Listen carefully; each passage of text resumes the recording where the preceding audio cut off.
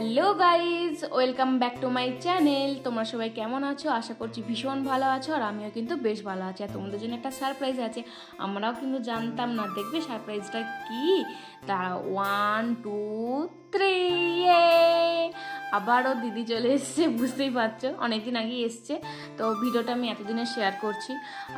তো তোমরা ভাবছো যে এই তো সেদিনে গেল আবার চলে এলো, এই তো সেদিনে তুমি যাওয়ার ব্লগ ছাড়লে আবার আসার ব্লগ। তো না, ও যাওয়ার পর থেকে আমি কোনো রকম ব্লগ কিচ্ছু করিনি। মানে প্রায় 2 সপ্তাহ ও বাড়িতে ছিল না, মানে শ্বশুর বাড়িতে ছিল, তার থেকেও বেশি হবে হয়তো। তো আমি ততদিন কোনো ভিডিও শেয়ার করিনি। ভেবেছিলাম যে করবো একা একা কীভাবে বাড়িতে কাটাচ্ছি সেই সব ব্লগ করবো, কিন্তু একদম ইচ্ছে করছিল না, বিশ্বাস করো। মানে কিচ্ছু ভাল লাগছিল না। মানে আমার এখন ভিডিও করার এনার্জিটাও কোথায় যেন হারিয়ে যাচ্ছে আস্তে আস্তে, কেন জানি না। হয়তো ভিউজের কমে, সেই জন্য ভালো লাগছে না। আবার মাঝে মাঝে ভাবছি না করলেও তো হবে না, কিছু তো টাকা রোজগার করতেই হবে মাসে মাসে। তো সেই কারণে আবারও মানে ওই করছি আর কি, করতে হবে, করছি এরকম ব্যাপার। তো যাই হোক, দেখতেই পাচ্ছ আমরা কিন্তু সবাই রেডি হয়ে গেছি। আর আজকে আমরা যাব মামা বাড়ি। তো মামা বাড়ি যাওয়ার এটা আমাদের ঠিকই ছিল, কিন্তু মেজদি আসবে সত্যি আমরা জানতাম না, একদমই জানতাম না। মেজদি আসার কথা ছিল বলতে এমনি ডোডোকে ডাক্তার দেখাতে আসবে, সেই সবেরই কথা ছিল। আর এদিকে দেখো আমরা বেরোচ্ছি, বাবা গাছে জল দিয়ে দিচ্ছে। তো যাই হোক, যেটা বলছিলাম আর কি, মানে ডোডোর ডাক্তার দেখাতে আসার কথা ছিল। ডোডোর শরীরটা তো ভীষণই খারাপ ছিল, তোমাদের কাছে বলছিলামই যে ভীষণ বমি করছিল, আর বিছানায় একদম শুতে চাইছিল না, প্রচণ্ড কান্নাকাটি করছিল। মানে কিচ্ছু খাচ্ছিল না, কিচ্ছু করছিল না, আর শুধু হরহর করে বড় মানুষদের মতন বমি করছিল, এরকম ব্যাপার। তো মেজদিও ভীষণ কান্নাকাটি করছিল ওখানে।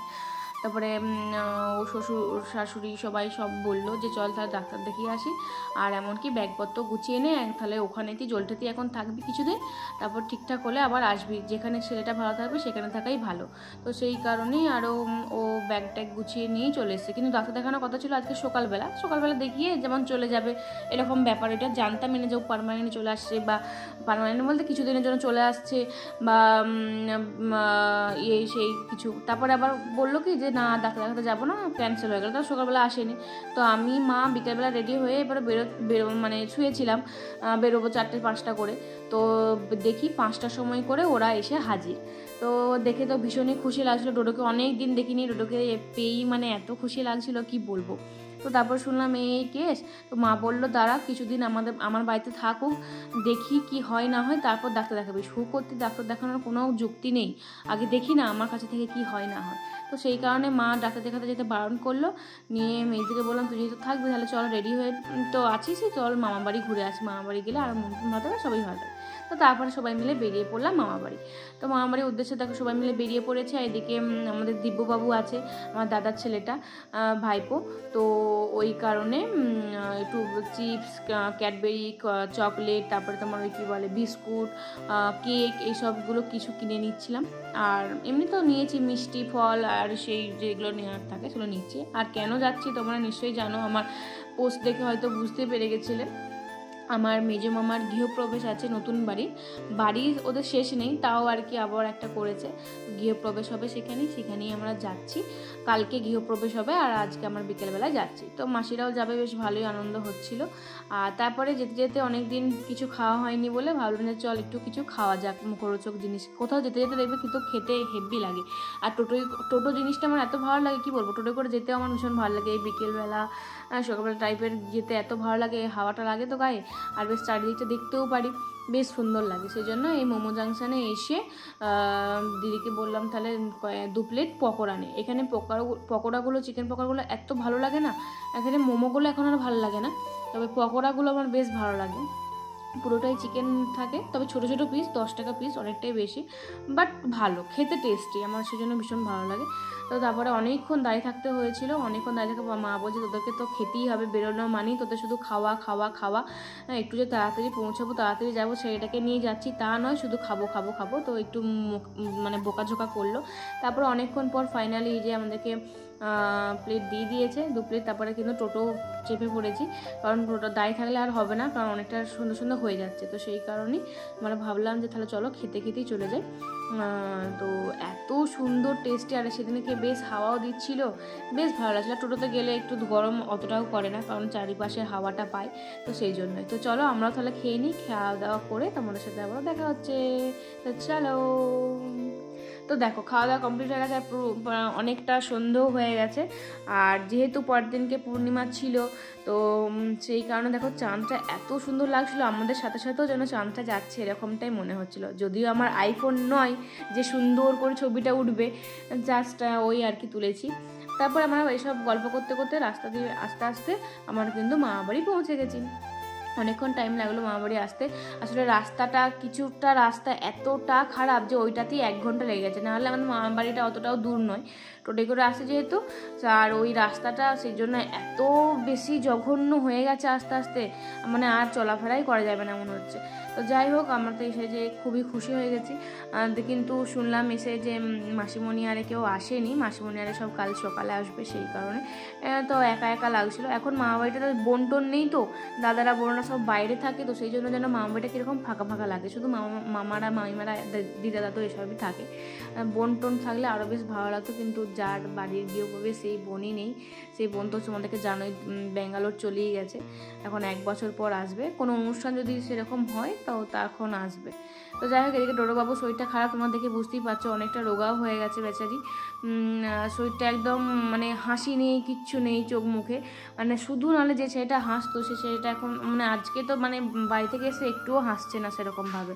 তো যাই হোক, এদিকে মামাবাড়ি ঢুকে গেছে, আর মামাবাড়ি দেখছি যে কেউ কোথাও নেই, কাউকে দেখতে পাচ্ছি না। আমরা সবাই ভাবছি যে কোনো ভুতুরে ঘরে ঢুকে গেলাম নাকি রে বাবা, কাউকে দেখতেই পাচ্ছি না। তারপরে ওইদিকে দেখতে পেলাম দিদা একটু উকি ঝুঁকি মারছে, আর দিদা এখন একটু অনেকটাই খারাপ, মানে আগের থেকে দেখলাম এবারে যে আগে যতটা ভালো ছিল এখন আস্তে আস্তে অনেকটাই খারাপ হয়ে যাচ্ছে। এগুলোই খারাপ লাগে, দিদা দাদা আস্তে আস্তে অসুস্থ হয়ে যাচ্ছে। অসুস্থ বলতে মানে বয়স হয়ে যাচ্ছে, হ্যাঁ, মানে কিছুদিন পর হয়তো তারা মানে বুঝতেই পারছো। তো এগুলো ভাবলেই কীরকম লাগে যেন, মা বাড়িটা আসলেই হয়তো উঠে যাবে এগুলো হওয়ার পর। তো যাই হোক, ওইসব না ভাবাই ভালো। এদিকে দিদা দাদু সবার সাথে দেখা হয়ে দিদা দাদু এত খুশি হয়েছে, মানে কি বলবো আমাদেরকে দেখতে পেয়ে, মেনলি মেজদি আর ডোডোকে দেখতে পেয়ে তো ভীষণই খুশি হয়ে গেছে। এদিকে দিব্যবাবু শুয়ে শুয়ে এখন, আর দিব্যবাবুরও ভীষণ শরীরটা খারাপ হয়ে গেছিলো, জ্বর ঠান্ডা লাগা অনেক কিছু। আর এদিকে ডোডোকে হাসানোর চেষ্টা করছিলাম, বেচারি ডোডো হাসতেই চাইছিল না, কি বলবো বলো, একটু শরীরটা খারাপ ছিল। তারপরে মাইমারা তো জল কোল্ড ড্রিঙ্ক সব কিছু দিল। তারপরে এদিকে লুচি ছিল, লুচি খেতে বললো। আসলে পাশের বাড়ির একটা মামাদের বাড়িতে আজকে একটু কাজঘর হয়েছিল, সেখান থেকে লুচি টুচি এসেছিলো। তো আর আমরা যেন লুচি খেতে ভালোবাসি, এবং মেজদি মেনলি ভীষণ ভালোবাসে লুচি টুচি খেতে। মানে শুধু মেজদি না, বড়দিদি, আমার ভাই, বাবা এরা লুচি খেতে বেশ পছন্দ করে, কিন্তু আমি আর মা বেশিরভাগ ভাতটা খেতেই পছন্দ করি। তো যাই হোক, এদিকে বড় মাইমা ডোডোবাবুকে এখন কোলে করে আছে, আর বৌদিকে হাসাচ্ছে, কত কথা বলছে। তো ওরা ডোডোবাবুকে পেয়ে তো খুবই খুশি। আর আমার বড় মাইমা ডোডোবাবুকে ভীষণই ভালোবাসে, মানে ভাবে যে ওইটা বড় মামা, তো সেই কারণে আরও ভীষণ ভালোবাসে। ডোডো গেলে নতুন বিছানা চাদর পাতে, যেটা বিয়ের বিছানা চাদর বড় মাইমা সেটা পাতে। তারপরে কত রকমের ছবি বের করে ডোডোর সাথে শেয়ার করে, কত গল্প করে, মানে একটা ইমোশন কাজ করে আর কি বড় মাইমার সাথে ডোডোবাবুর। আর ডোডো বড় মাইমার সাথে এত কথা বলে, এত হাসে, এত চুপচাপ করে কথাগুলো শুনে, মানে তোমার দেখলে হয়তো বিশ্বাসই করবে না। তো যাই হোক, আর তোমাদেরকে বলেছিলাম না যে মেজো মামার নতুন বাড়ি হয়েছে, তো এইটাই হলো মেজো মামার নতুন বাড়ি।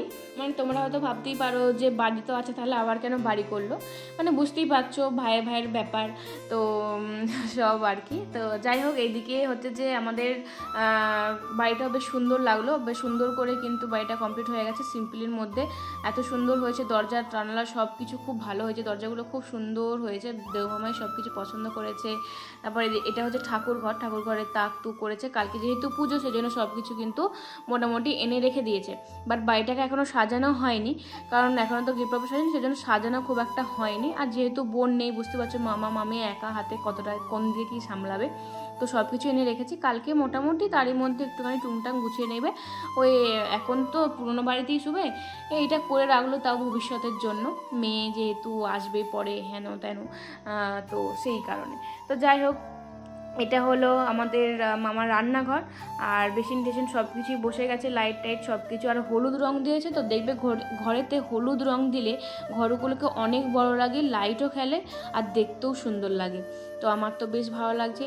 এদিকে জানলাগুলোতেও এত প্রচুর হাওয়া আসছে জানলাগুলো দিয়ে, যে কি বলবো, বেশ সুন্দর হয়েছে। আর এখানটা জিজ্ঞাসা করছিলাম এখানটা কেন উঁচু করে রেখেছো, তো বললো এখানটাতে একটা মানে তাক করার কথা ছিল আর কি। তো তারপর ভাবলাম যে না, এদিকে তাক করবো না, সেজন্য ওইটা রয়ে গেছে, ওটাকে আর ভাঙা হয়নি। তবে এদিকে বেসিন আয়না সব কিছুই বসে গেছে। এটা ডাইনিংটাও বেশ অনেক বড় জায়গা নিয়ে হয়েছে।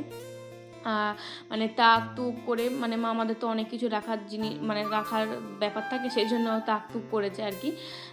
তো আর এটা হচ্ছে একটা রুম, জাস্ট একটাই রুম আছে, একটা রান্নাঘর, একটা ঠাকুর ঘর, আর ডাইনিং আর বাথরুম দুটো। তো এটা হলো রুম। রুমের মধ্যেও খাট টেনে রেখেছে, কিন্তু ম্যাট্রেসটা এখনও পাতা হয়নি, ওখানে পড়ে আছে, ওটাকে পেতে নেবে রাত্রেবেলার মধ্যেই। আর এদিকে দুটো মানে দরজা করেছে, যাতে দরজা থেকে বেরিয়ে বাথরুম পায়, মানে অ্যাটাচ বাথরুম হয় না সেরকম, যাতে মামা সুবিধা পায়। আর মামা উপর নিচ করতে পারবে না বলেই এই ঘরটা নতুন করে করেছে, কারণ উপর নিচ করতে মামার অসুবিধা হবে, ভবিষ্যতেও অসুবিধা হবে। আর মামার যেহেতু একটু পেটের সমস্যা আছে, তো বাথরুম ঘর ঘন ঘন যেতে হয়, তো সেই কারণে যাতে নিচে রুম করেছে, আর নিচের রুমের সাথে একটা অ্যাটাচ বাথরুম ঘরের মতনই করে নিয়েছে। তো সেই কারণে এই ঘরটা আরও বেশি করে করা, যেটা আসল কথা আর কি। আর দুটো বাথরুম করছে, একটা দেখতে পেলে জাস্ট কোমোড আছে, আর এখানে কিন্তু বাথরুম মানে চান করা থেকে শুরু করে পায়খানাও বসতে পারবে, সব কিছুই হবে। মানে অনেক বড় জায়গা, অনেক বড় রুম, মানে বাথরুমটা বেশ ভালো লাগছে। এরকম বড় বাথরুম হলে এমনি মানে বাথরুম থেকে বেরোতে ইচ্ছে করবে না, এমনি দেরি হয়, আরও দেরি হয়ে যাবে। তো যাই হোক, তো মোটামুটি এই হচ্ছে ব্যাপার, আর বেশ সুন্দরই হয়েছে। তোমাদের কেমন লাগলো অবশ্যই জানিও।